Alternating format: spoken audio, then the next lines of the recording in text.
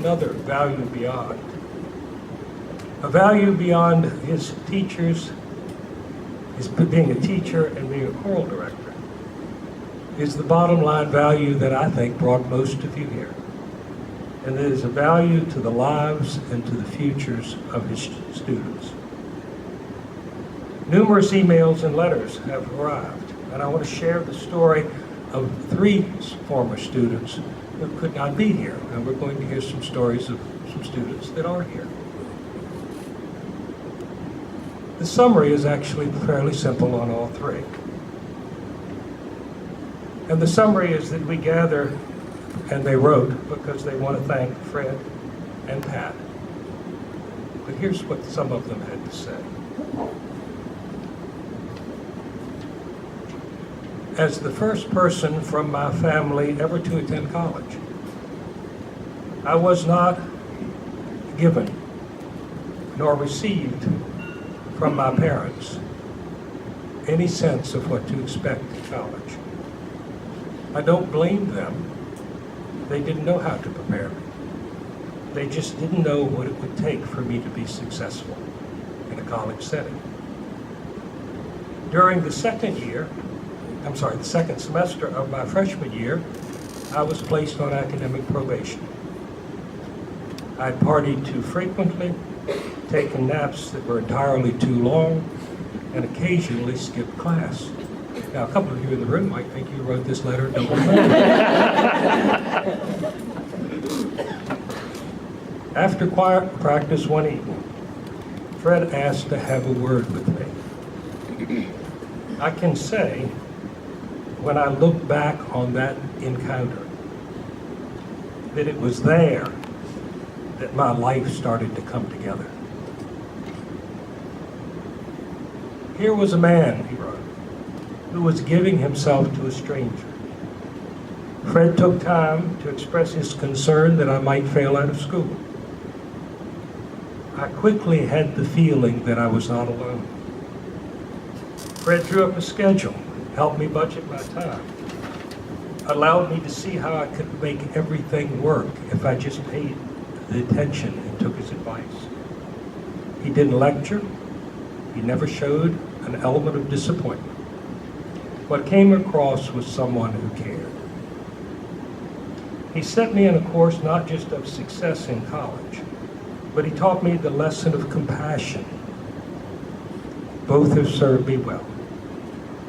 I've been an educator myself for the last 20 years, and I know that compassion for the children I teach comes not only from my own heart, but for the examples of family and close friends, Fred at the top of the list. I'm honored to have been one of his former students, blessed to have known him in the years since my graduation, and fortunate enough to have him still around, even though I can't be there, for people to say thank you. Another letter. These, by the way, are very long, so I'm simply cutting through them. Not only did Fred instill in me a sense of pride, he also gave me the sense of purpose and taught me how to take responsibility. Fred accomplished the unity for the choir community, academic and otherwise, that I didn't see as frequently elsewhere. In a time today when we can watch a Carnegie Hall performance while eating a microwave pizza, Fred made the choir into an evening out event, a social event, an appreciative art form. The choir in my days was composed of athletes, scholars, scientists, philosophers, students in Greek life, artists, men and women who often had no classes together and no reason to intermingle or ever see each other except in the cafeteria or when crossing the quad.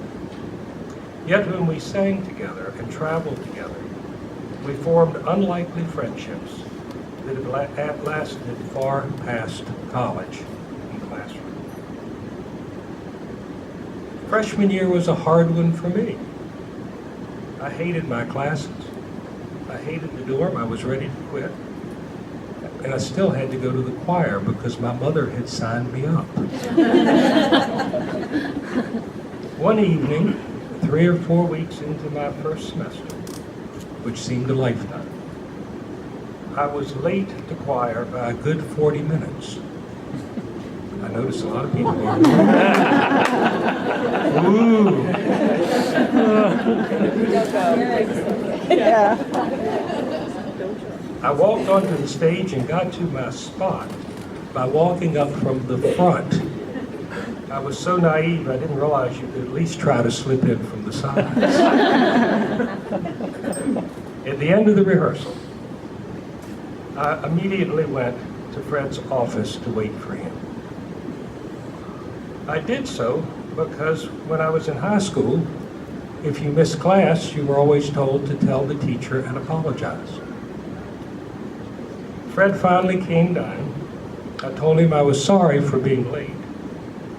And he waved his hand and said, that's a matter for the secretary, but I appreciate your coming in. He then opened his door and asked me to come in, never mentioning that I was late. He proceeded to ask how I was doing in class, how I was doing in school generally, where I was from, who my family was, what I was studying. It was possibly the first moment that someone took an active interest in who I was. I'm reading 2 letters, but these are themes, in letters and letters and stories and stories. Fred Thayer kept me at Lycoming College. He gave me an opportunity and helped me develop a purpose. He gave me advice. He did not withhold constructive criticism. He pushed me hard to pursue ideas and to take chances. Honestly, he ends, choir was one of the happiest times of my life, and I sorely miss it. And I think about something choir-related every day. And so we gather here to thank Fred and Pat for melding their lives with 1,000 lives or more, as well as the life of Lycoming College. And one thing seems very clear. No matter whether that view is from 37 years ago, or 10, or 5, or last year, or today, the quality of the person, the value beyond, has remained the same. Fred's goal, I think, from watching him all these years and from talking with others near and dear to him in his family as well as in this room, Fred's goal has always been to have his students leave Lycoming College better prepared to lead productive lives and meaningful lives, and to do so with great music in their souls. Thank you.